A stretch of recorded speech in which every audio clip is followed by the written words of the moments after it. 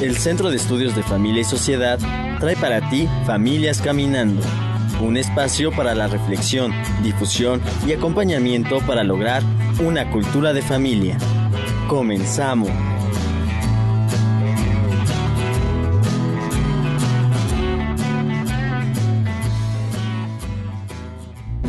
Nuestro mensaje para ti.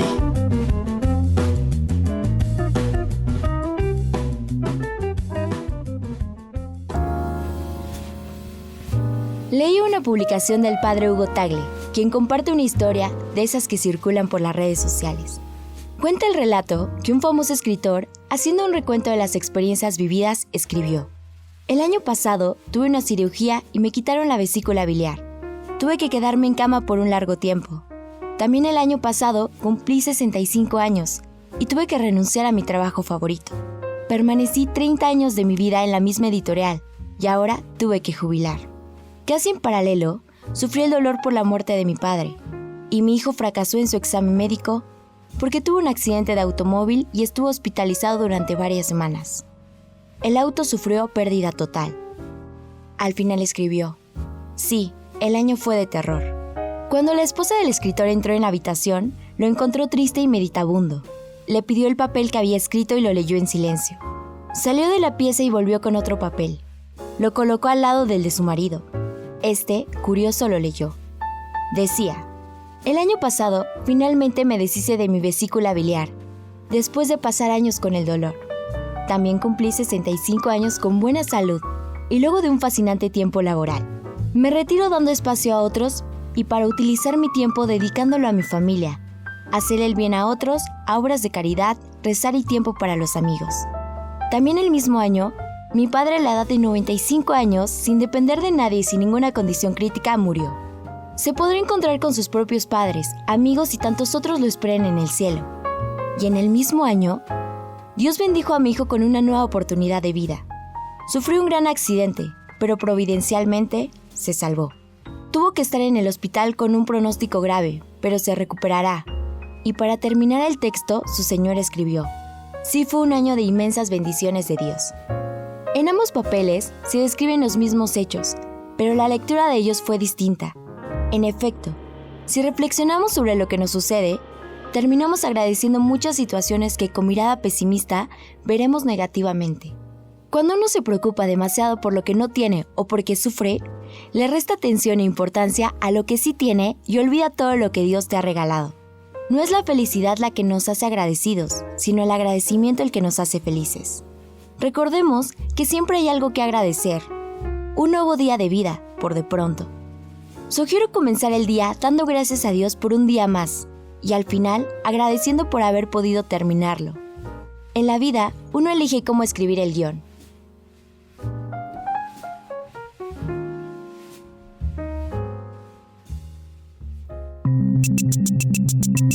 Infofamilia.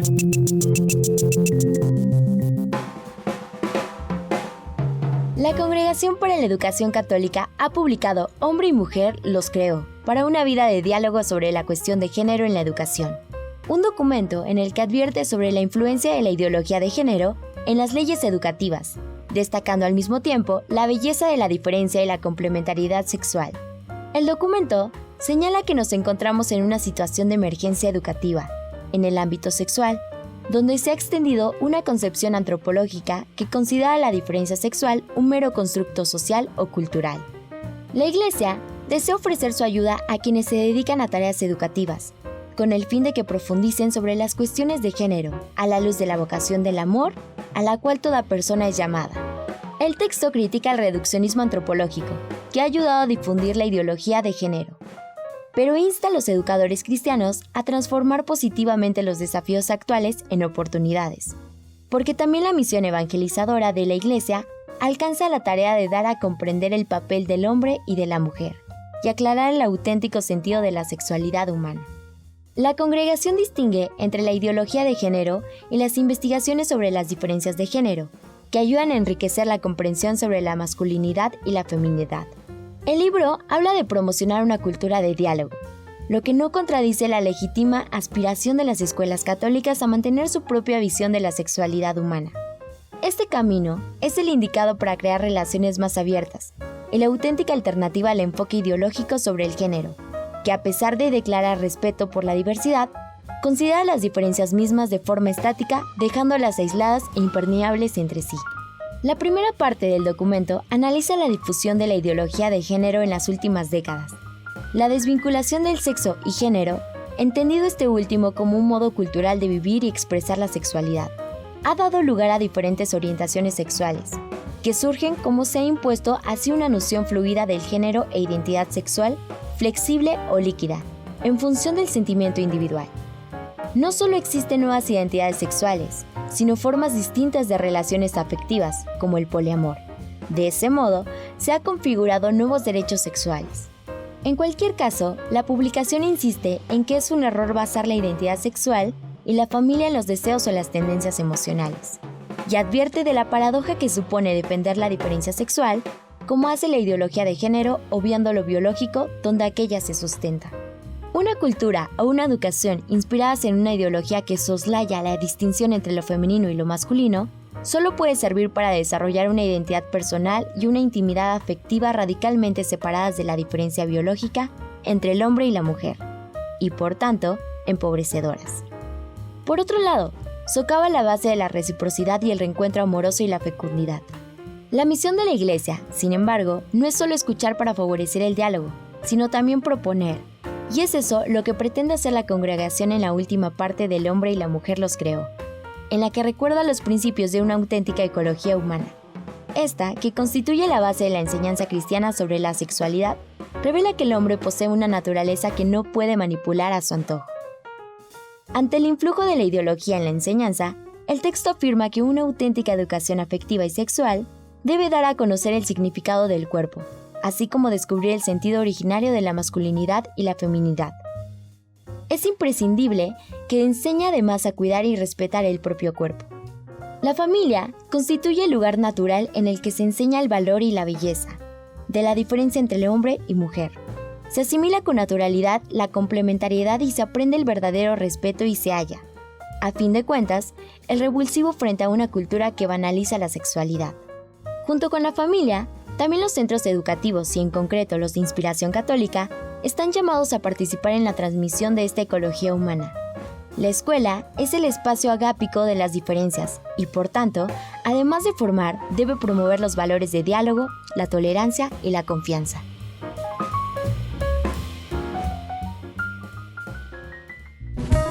Nuestro tema del día.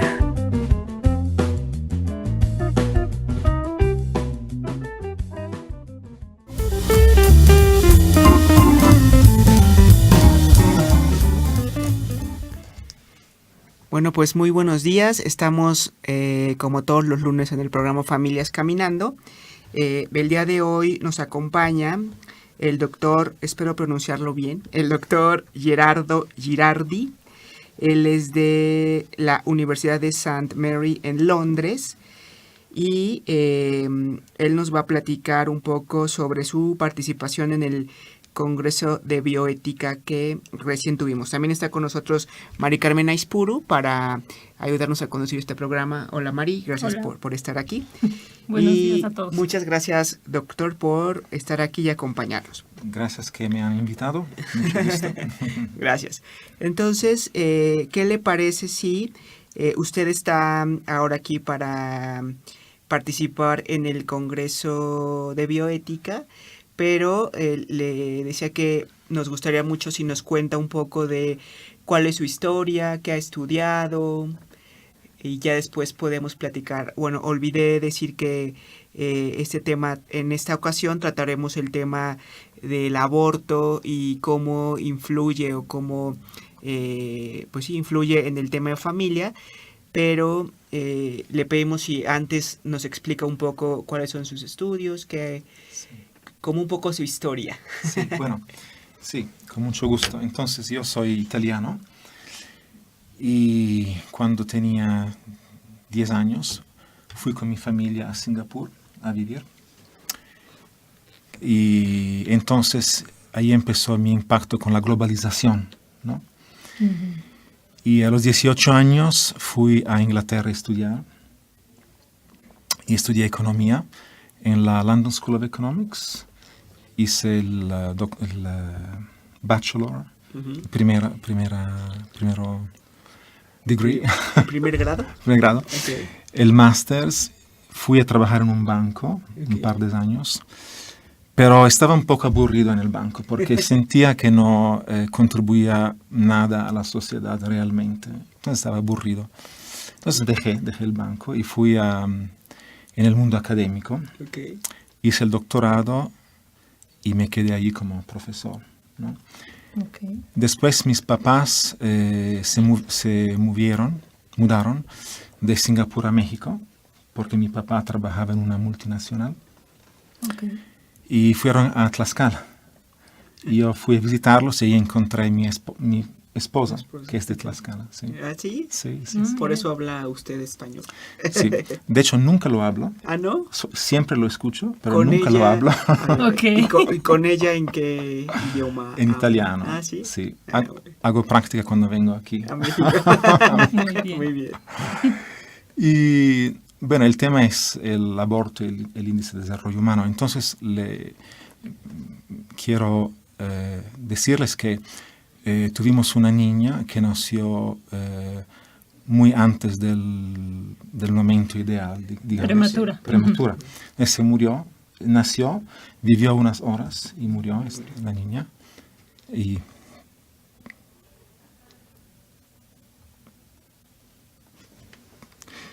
bueno.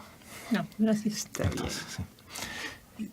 Y bueno, creo que ella me está ayudando un poquito, Claro. esta niña. Desde el cielo. Sí. Sí. Pero bueno, entonces también hice mis estudios de doctorado y me especialicé en economía industrial y es uno de mis ámbitos de trabajo. Okay. Okay. Y también hago estudios sobre ecología y una de mis pláticas va a ser sobre ecología. Ecología y Y economía. economía, ok. Sí. Y también sobre pedagogía, muchos trabajos de pedagogía y muy recientemente sobre espiritualidad también y cómo se relaciona con la economía esto. Okay. Sí. Y también pasé unos años y iba con grupos a orar enfrente de clínicas de aborto ahí en Londres. ¿Existen aquí en México? Sí. Sí. Ilegales, ¿no? Son aquí las clínicas. Sí, más bien Sí. todavía, las clínicas son ilegales todavía, Sí. bueno, sí, todavía no están Sí, reguladas. sí. Entonces fue muy educativo esto, ¿no? Porque, bueno, algunos íbamos en grupo y algunos se ponían a orar y otros hablaban con las personas que entraban y salían de las clínicas. Sí. Aquí tenemos también algo así, tenemos un grupo que se llama 40 días por la vida, que supongo que es un Sí, grupo a nivel sí, internacional, sí, es 40 sí, days sí. for, Sí. for prayer, o algo así, Sí. for life. Ahí lo algo así. tenemos también, sí. Entonces Sí. también aquí existe. Sí. Ujú. Sí, 2 veces al año por lo menos se Hacen hace la la jornada. campaña. Ujú. Y obviamente hay algunos que lo harán de manera Ujú. Es constante. constante, pero de entrada 2 veces al año hay 40 días por la vida. Sí, ahí también lo tenemos, sí. Ujú. Ok. Bueno, entonces les hablo un poco de lo que... Ha hecho. no, de la Ya del plática tema. de mañana. Ok, Está ok. bien, sí. Sí. Bueno, entonces la idea es esta, ¿no? Es que nosotros medimos la edad desde el nacimiento, ¿no? Y decimos que al nacimiento tú tienes 0 años, ¿no? Pero claro que existimos antes del nacimiento, ¿no? Claro. Y uno podría medir la edad antes del nacimiento. De hecho, uno podría medirla desde la concepción, Ujú. ¿no? Sí, claro. Y en práctica es lo que hago yo en la práctica. Esto, Ok. ¿no? Y entonces lo que hago es que considero los individuos que se han muerto antes del nacimiento Sí. y también los que se han muerto después. y los junto. Todos son individuos que se han muerto. Claro. ¿No? Y calculo la expectativa de vida antes del nacimiento, ¿no? Ahora tenemos la expectativa de vida al nacimiento, que es en el mundo occidental, bueno, ahí en Europa es más o menos de 80 años. Aquí es 77 en México, que no está mal. Sí, ya estamos muy Sí. parejos. Bueno, ¿y qué hago? Tomo en cuenta los que se murieron antes del nacimiento, también ellos, ¿no? Y si lo haces, ves que la expectativa de vida se baja muchísimo. Por ejemplo, en Inglaterra pasamos de los 79 años, si me acuerdo bien, a los 49. Sí, claro. Sí. En relación a los abortos. O sea, tome en cuenta los abortos espontáneos Y provocados. y provocados, los dos. Sí, claro, el Sí. número es mucho mayor, Sí. y entonces aún disminuye el Sí, índice. exactamente, sí. Bueno, entonces, cuando decimos que la expectativa de vida es de 80 años, lo que estamos haciendo en realidad es de no tomar en cuenta los que se murieron antes. Claro. Ujú. Es una forma de bias, de... Pues sí, hacer relativo el asunto. Sí, exactamente, ¿no? Claro. Bueno, y después, ¿qué hago? Tomo el índice de desarrollo humano más utilizado, que es los de las Naciones Unidas, Ujú. el HDI, que Human Development Index, Ok. que tiene 3 componentes, ¿no? Las 3 componentes son expectativa de vida, años de educación y ingreso. Pro cápita, sí. Ujú. Bueno, si vienen a la plática mañana, marketing, Sí. les doy más detalles Ok. sobre Sí, el claro. índice de desarrollo humano. Sí. Y, ¿qué digo? Digo, bueno, primera cosa, hay que usar la verdadera expectativa de vida, que es la que yo calculo, disculpen, Sí, está bien. que es Sí. la que toma en cuenta los individuos abortados. Ajá. Primera cosa. Claro. Pero no solo esto, esos individuos no han tenido educación y no han recibido ingresos. Entonces los otros 2 componentes también se reducen. Entonces, todo el índice se reduce. Las 3 componentes se reducen Claro. y entonces todo el índice se reduce. Entonces se reduce mucho. Sí, de claro. un 40%, algo así, ¿no? Es claro que las naciones que tienen menos abortos salen Más altos. en los rankings, Ajá. Sí, las sí, los posiciones, índices más altos, las ajá. posiciones, ¿no? Por ejemplo, Italia, Polonia, que tienen menos abortos Índice de aborto. en proporción a la población, salen mucho en las posiciones, Ujú. ¿no? Y eso es lo que voy a discutir mañana Ya. ¿Y usted eso después lo plasma en algún artículo? ¿O así cómo, es, o cómo es así que...? es, sí. Así es, y es lo que estoy haciendo ahora. Ok. Y lo pongo de una manera científica, o sea, lo que digo es, ¿qué pasa si medimos la edad antes del nacimiento? ¿No? Y entonces, de esta forma va a ser publicable. Ujú. No voy a decir que el aborto es malo, pero es implícito, es muy obvio cuando lees el artículo, porque el aborto te baja mucho el índice de desarrollo humano. Sí, claro. Y las políticas serían de reducir los abortos para aumentar el nivel de desarrollo. Y digamos Ah. que como ¿cómo recibe la gente este tipo de investigaciones? No puede ¿Están decir a nada. favor, en contra? No, me dicen, en las conferencias me dicen, pero cuidado, es muy controversial. Sí, se dice. controversial. Controversial, pero ya se paran ahí, no pueden decir más. Porque aparte es algo, De una- digamos, es escrito de una forma científica. Claro, está documentado. comprobable. ¿no? Sí, Claro. sí. Ok, entonces nada más, a ver, para entender, lo que usted hace es medir, digamos, todos los índices no a partir del día que nacemos, sino a partir del día de la concepción. Sí, claro que son estimas, porque los abortos artificiales en los países donde se puede abortar, estos datos son confiables. Pero en los países donde la ley no lo permite, no son confiables. Sí, claro. Entonces es un trabajo que tiene esas limitaciones, pero los países que mencioné antes, por ejemplo, Italia, la Polonia no, Italia, en Italia es confiable. Disculpa, la ley dice que se puede abortar, entonces los datos son confiables en este caso. Sí, se puede tener un registro de realmente cuántos abortos ha habido. Exactamente. En los países donde la ley lo permite, menos donde no lo permitan. Pero está bien, ¿no? Hacemos lo que podemos. Sí, claro. Y para los países donde la ley lo permite, los datos son claros. Sí, son más claros. Sí. Donde el otro dato menos claro son los abortos espontáneos. Ahí hay mucha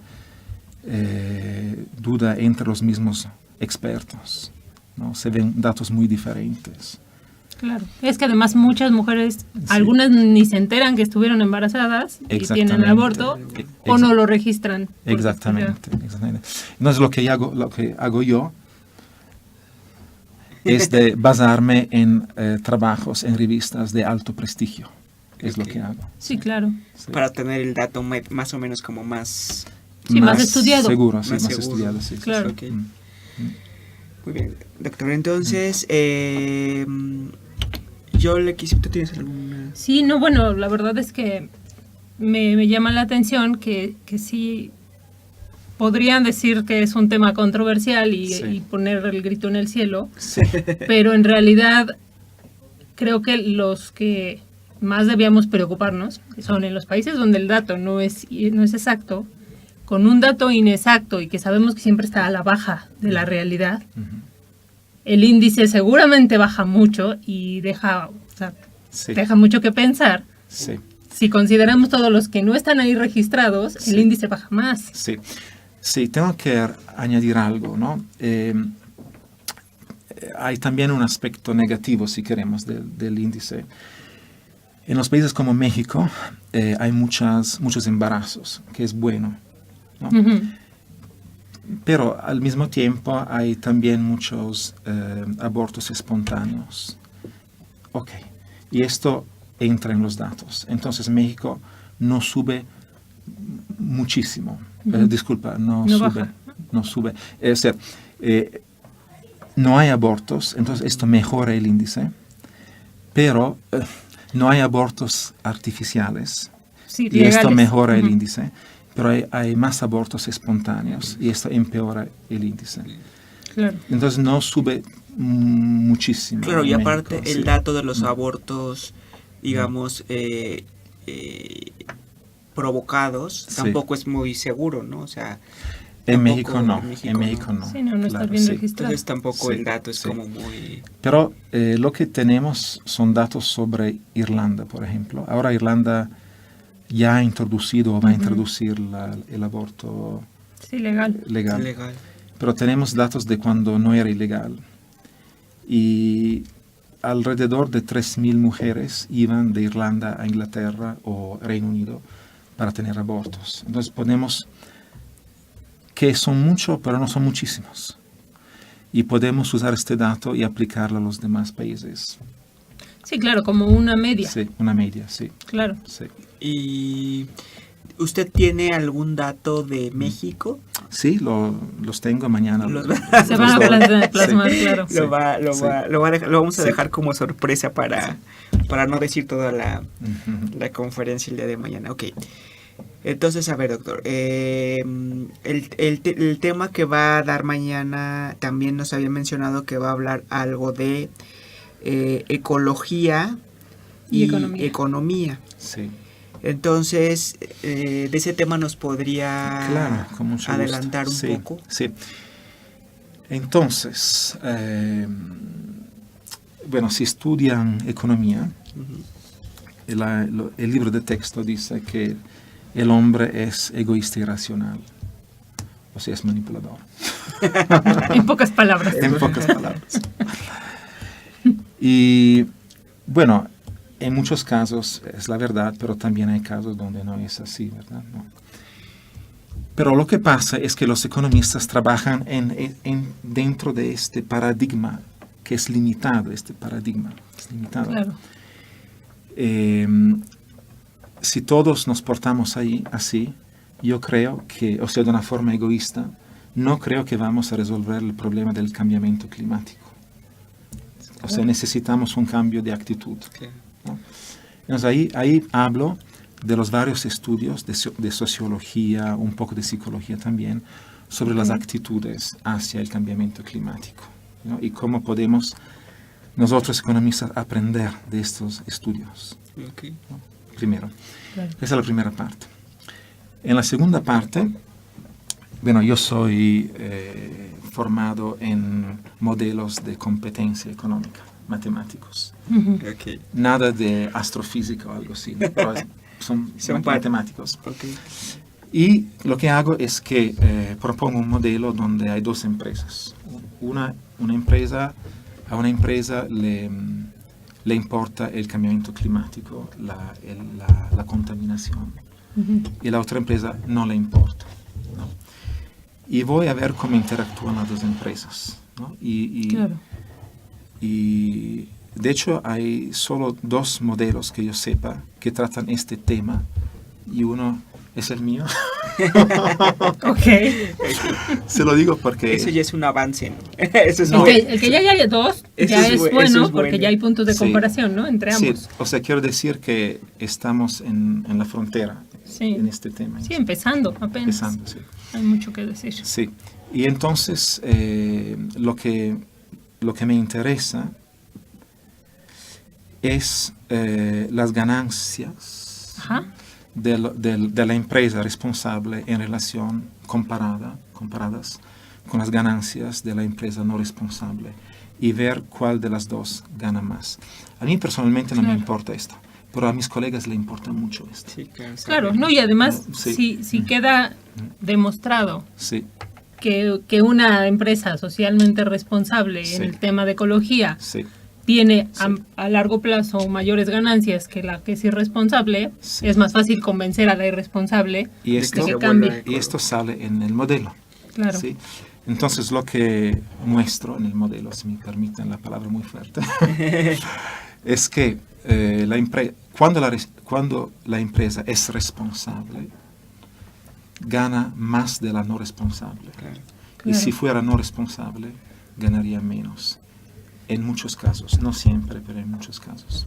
Claro. Y hablo de esto el viernes. Muy bien, pues ahorita se nos termina el tiempo del primer bloque, vamos a unos comerciales y en un ratito regresamos al programa Familias Caminando.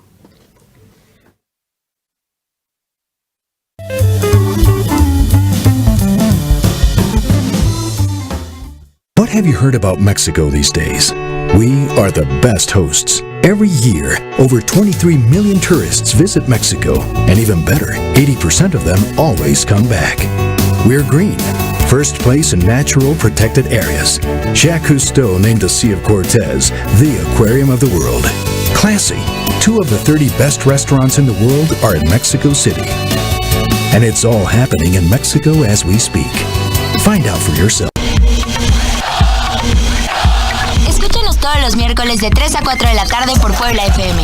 UPAED presenta.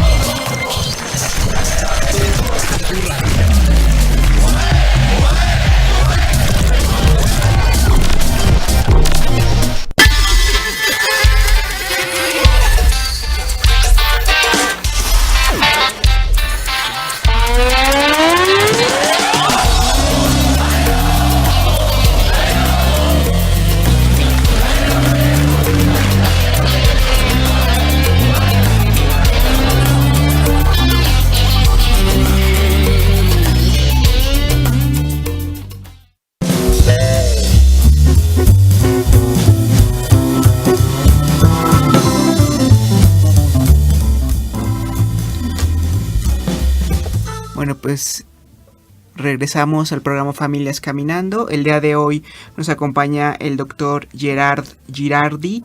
Decíamos que él es de la Universidad de St. Mary en Londres y participará en el Congreso de Bioética con algunos temas específicos como el aborto y la ecología y la economía. Entonces él ya nos explicó un poco lo que hace, lo que ha estudiado, un poco nos adelantó lo que va a hablar en sus ponencias y ahora quisiéramos, doctor, ver si nos puede orientar un poco en ya hablamos un poco lo que en este tema de aborto, cómo influye en el desarrollo humano, pero ya que ahora nuestro programa es de familia, usted nos podría explicar un poco específicamente lo que usted sepa.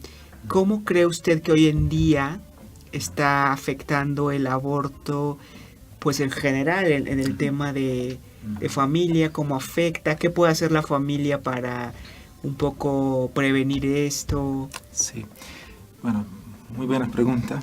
Me gustaría ser más experto sobre este tema. Sí. Bueno, lo que sé es que hay una correlación entre aborto y depresión. Okay. Y en Inglaterra tenemos mucha depresión. También tenemos muchos abortos.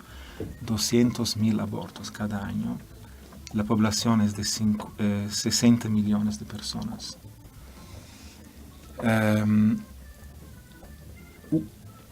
Aquí hay necesidad de un estudio que me gustaría hacer. Y el estudio es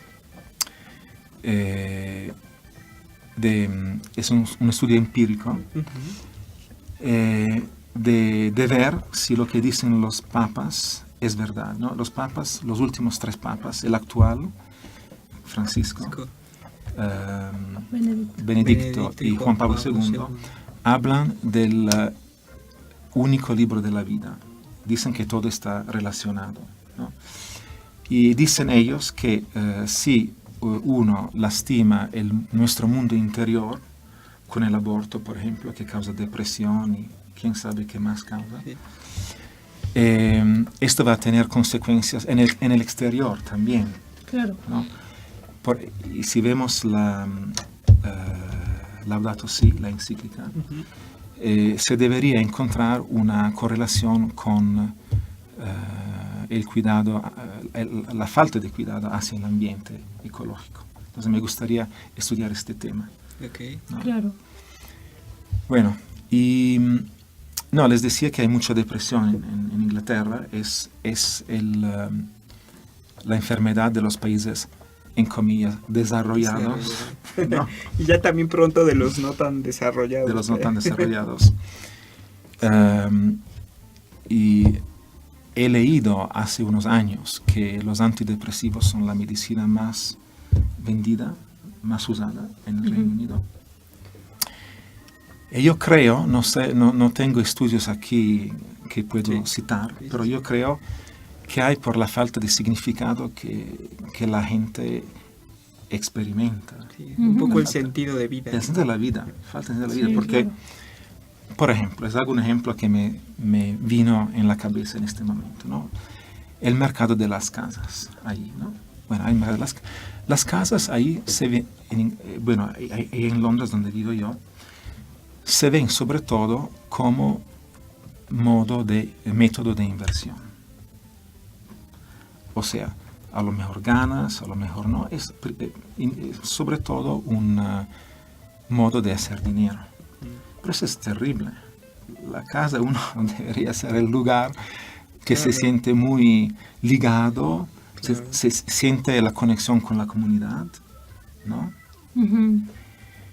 Y también, entonces la perspectiva hacia el lugar está muy mala. Claro. Una cosa tan básica como el hogar. Claro. ¿No? Sí, claro. Sí, se vuelve una casa, no un hogar. Se vuelve En una cualquier casa. momento. Una casa. Y también ahí en Londres, bueno, hay cosas buenas, por amor del cielo, no es solo casa, hay también cosas buenas. Sí, claro. Pero me estabas hablando del impacto sobre la familia. También tenemos muchísimos asalto por cuchillo allí, ¿no? He leído en el periódico 4.500 en Londres, asaltos por cuchillo. ¿No? Se habla mucho de la inseguridad en México. Bienvenidos a Londres. Claro.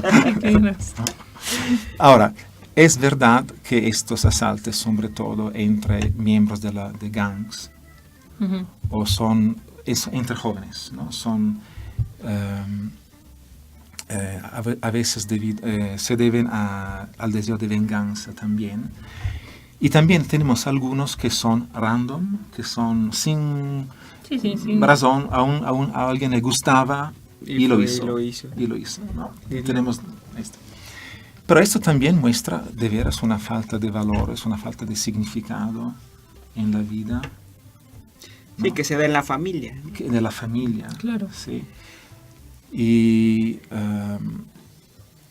bueno, les digo algo, no sé si es cierto o no, pero me han dicho, repito, no sé si es cierto. He oído que de una mamá que decía a su hijo, mientras que él salía de la casa, no te olvides tu cuchillo. O sea, te quiero proteger. Sí, claro.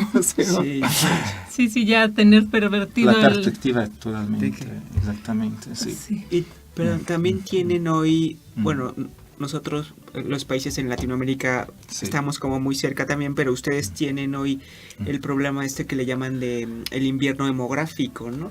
Sí. Que es justo, yo creo que en parte porque muchas parejas, muchas familias ya no quieren tener hijos, pero no sé, también como usted dice, puedo intuir que un poco tiene que ver, pues también por el asunto del aborto, ¿no?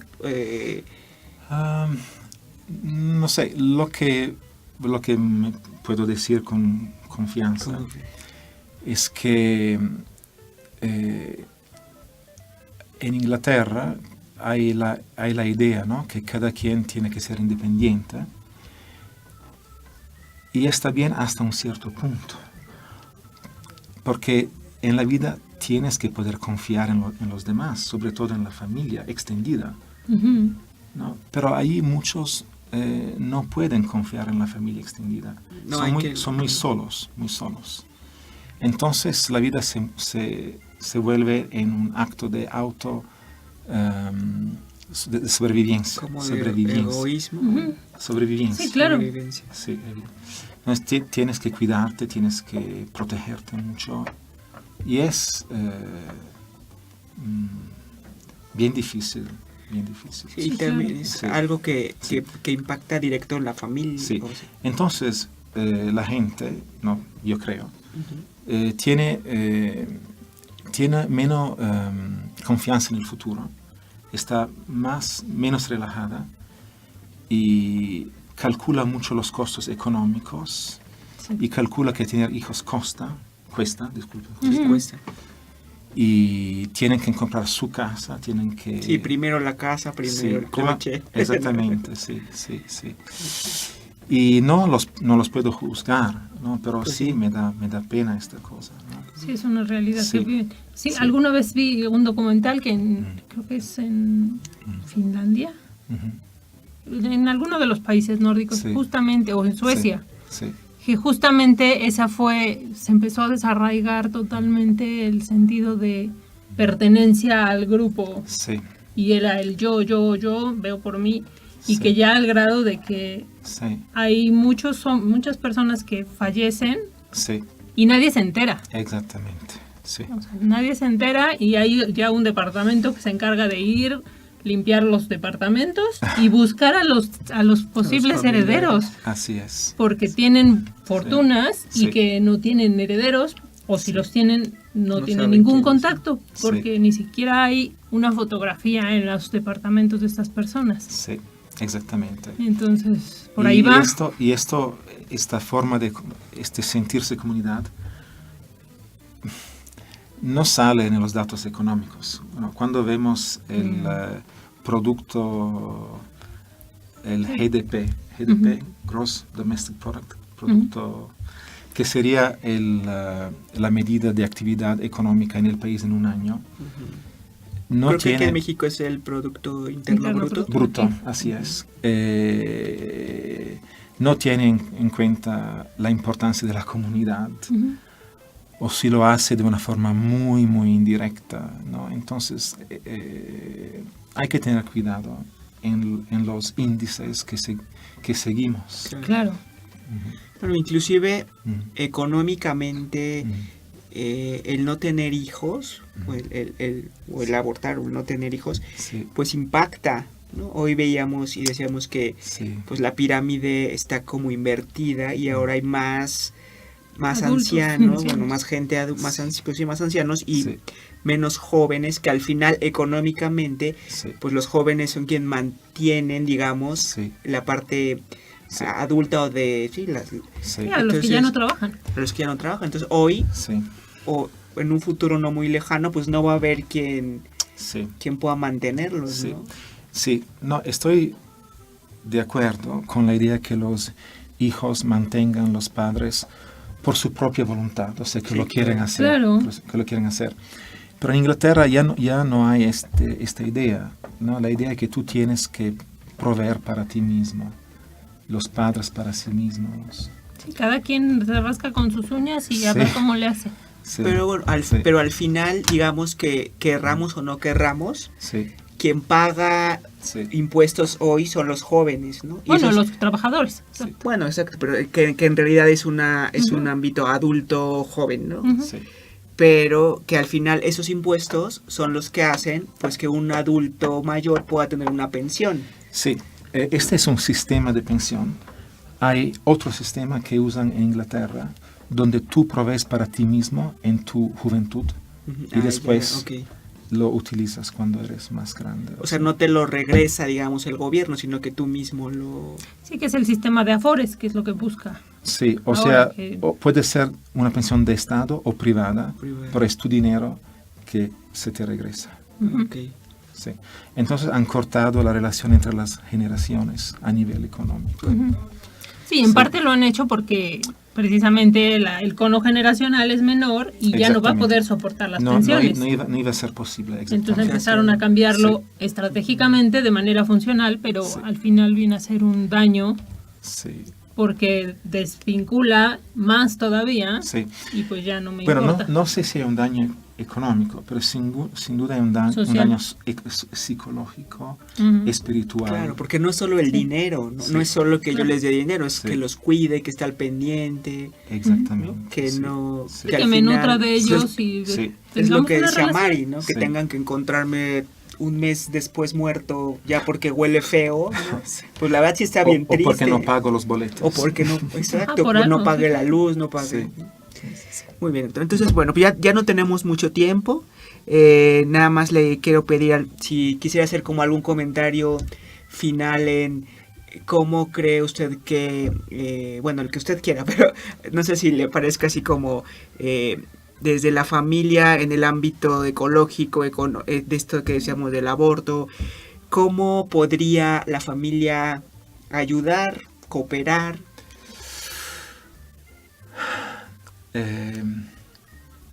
Es difícil porque el cambio tiene que suceder Claro. a todos los niveles, con personas que oran y que sienten amor para los demás, ¿no? Empezaría por este lado.